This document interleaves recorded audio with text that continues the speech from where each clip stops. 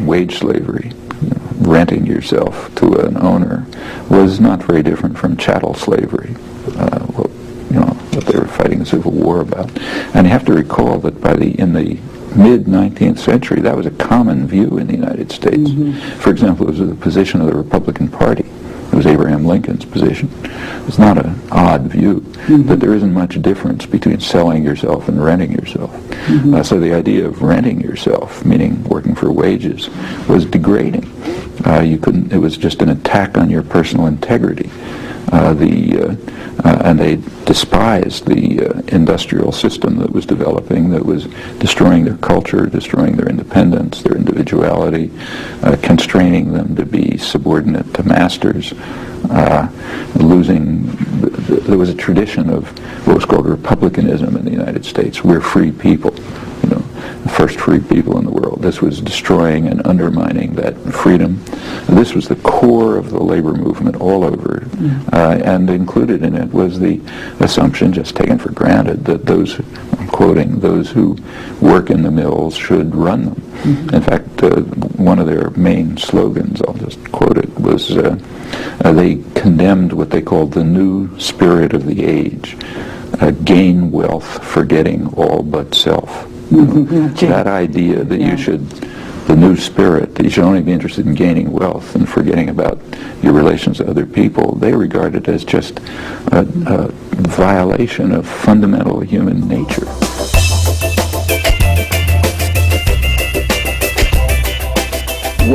What is your notion of legitimate power? Under what circumstances is power legitimate?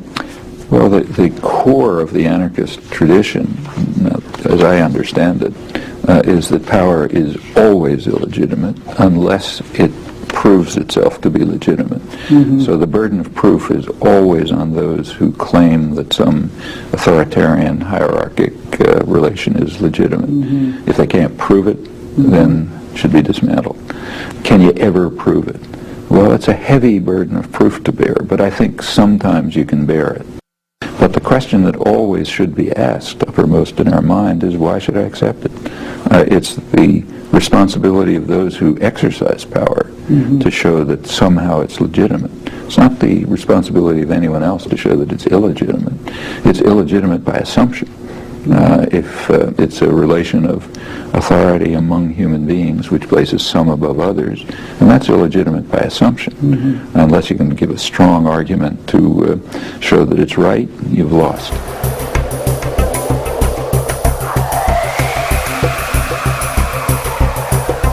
It's kind of like the use of violence, say in international affairs. There's a very heavy burden of proof to be borne by anyone who calls for violence.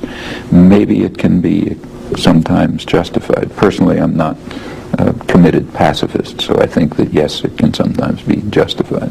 So I thought, in fact, in that article I wrote in 10th, 4th grade, I thought the West should be using force to try to stop fascism.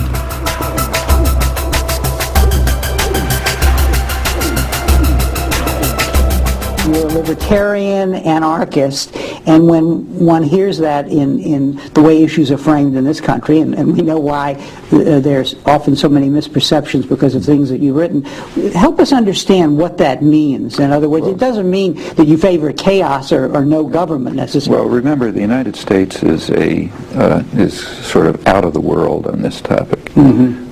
Britain is to a limited extent, but the United States is like on Mars. So here the term libertarian means the opposite of what it always meant in history. Libertarian throughout modern European history meant socialist anarchist. It meant the socialist movement, the workers' movement and the socialist movement, it sort of broke into two branches roughly, one statist, one anti-statist. The statist branch led to Bolshevism and Lenin and Trotsky and so on. The anti-statist branch, which included Marxists, left Marxists, Hanekow, Rosa Luxemburg, others, it's kind of merged more or less into an amalgam with a big strain of anarchism into what was called libertarian socialism. So libertarian in Europe always meant socialist. Here it means ultra, Ayn Rand or Cato Institute or something like that. But that's a special U.S. usage having to do with a lot of things quite special about the way the United States developed, and this is part of it. There it meant, and always meant to me, socialist, anti-state, the anti-state branch of socialism, which meant a highly organized society, completely organized, nothing to do with chaos, but based on democracy all the way through. That means democratic control of communities, of workplaces, of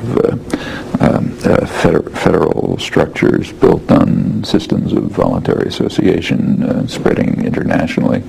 That's traditional anarchism.